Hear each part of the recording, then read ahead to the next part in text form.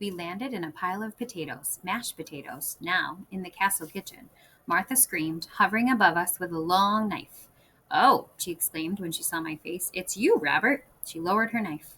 I stood up and brushed myself off. Hello, Martha. Could I borrow that? I took the knife in her hand and cut the ropes from Red's wrists and ankles. She pulled off her gag and gasped for breath. Martha looked from the ceiling down to Red and me. The shouts and screams echoed above us. The pixies must be going nuts with all that gold. Robert, what in the world? My name isn't really Robert, I said to Martha. It's Rumpelstiltskin. What? Said Martha. Rumpelstiltskin. Isn't that a wonderful name? I'll tell you my whole story someday. It's a really good one. But now isn't the best time. May we? I nodded in the direction of the kitchen door. Martha simply gaped. She looked from me back up to where shrieks and screams and stomps rattled the ceiling. I took Red's hand and walked toward the door. Wait, said Martha. Take some pies. We grabbed the food, thanked Martha, and then ran for it. Chapter 32 From Small Things. While everyone else's attention was on the commotion above, we made a hasty dash through the gates. The pixies had started throwing skeins of gold out the window, and men and women were scrambling about to pick them up, but of course they didn't. As soon as I hit the ground, the gold became like stones melted into the earth. We heard shouts as people tried to pry up the gold and then got attacked by pixies. I guess the pixies had claimed this gold as their own. They would have gold nests all over the castle now. By the time we reached the base of the mountain, the day was nearly gone. Red and I didn't speak much as we traveled.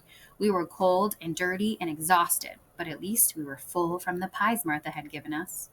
As we slowly climbed the mountain, Red kept glancing back toward the castle, her face knit into something like worry.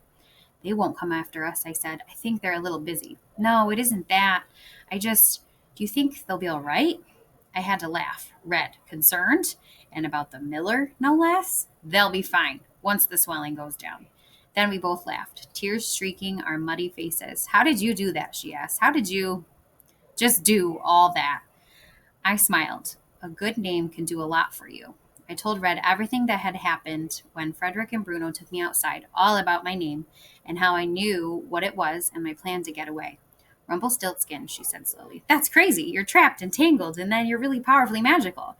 Who isn't? She patted me on the head. You're a lot smarter than you look. Well, that's friendship. And you really are taller than me, she said, holding her hand up to my head. Not that it's saying much, she finished, punching me in the arm. That's friendship, too.